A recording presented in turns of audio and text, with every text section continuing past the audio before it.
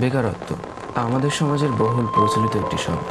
সারা জীবনের অর্জনের সব কিছু দিয়ে বিধ্বস্ত বাবা মা যখন তার সন্তানের পড়াশোনা শেষ করান, তখন সেই সন্তানের চাকরির জন্যই হতে হয় ঘুষ দেওয়ার মতো নিন্দনীয় কাজের ভাগিদার।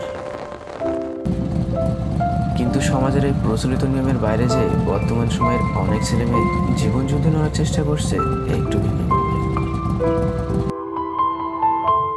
আমি মোহাম্মদ সরাব হোসেন, একজন ফ্রিল্যান্সার। কিছুদিন আগেও ঘরে বসে থাকা, অলস সময় কাটানো আর বাইরের জগতের সীমাবদ্ধতা কলেজ পড়াশোনা পর্যন্ত, এভাবে সময়টা পার করতে করতে একদিন ভাবতে থাকলাম নিজে পড়াশোনার পাশাপাশি কিছু একটা করা দরকার, যেটা আমার বর্তমান আর্থিক সচ্ছলতা এবং ভবিষ্যৎকেও অনেক উজ্জ্বল করবে। শুরুটা হয় 2019-এর সেপ্টেম্বরে।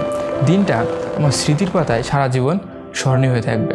নিজে কিছু করতে চাওয়া, নিজের পায়ে দাঁড়াতে চাওয়া, এমন সাহসিকতা নিয়েছিলাম বলেই আজ আমি মাথা উঁচু করে বলতে পারি আমি বেকার না।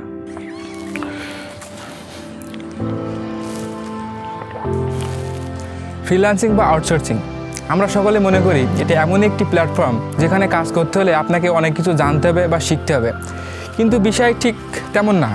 আপনি এই প্ল্যাটফর্মে কাজ করতে এসে অনেক কিছু জানতে পারবেন, নিজের স্কিলটাকে যেমন ডেভেলপমেন্ট করতে পারবেন, তেমনি কাজ করতে করতে অনেক বিষয় সম্পর্কে শিখতে পারবেন। এখান থেকে যেমন আপনি টাকা ইনকাম করতে পারবেন, ঠিক তেমনি এখান থেকে শেখা স্কিলগুলো আপনার ভবিষ্যৎ প্রফেশনাল লাইফে অনেকভাবে কাজে লাগাতে পারবেন।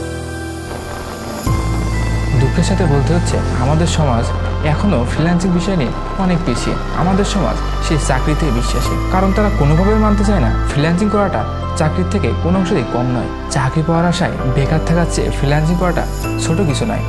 আমাদের বর্তমান সমাজে অনেকেই ফ্রিল্যান্সারদের ছোট করে দেখে। শুনবেন কারণ তারা চাকরি করে না, তারা নিজ স্বাধীনতায় কাজ করে, তারা ইমপ্রুভ করে তাদের কমিউনিকেশন স্কিল, ইংলিশ স্কিল সহ অনেক কিছু। হ্যাঁ, আমরা চাকরি করি না, তবে আমরা মাথা উঁচু করে বলতে পারি আমরা বেকার না, আমরা ফ্রিল্যান্সার। আপনারা যারা ফ্রিল্যান্সিং বা নিজে কিছু করতে যাচ্ছেন তাদেরকে বলবো শুরু করে দিন, কারণ এই শুরু করাটাই সবচেয়ে কঠিন কাজ। আপনি যখন একটি কাজ শুরু করবেন তখন দেখবেন কাজটিতে আপনি প্রতিনিয়তই অনেক ইমপ্রুভ করতে পারবেন।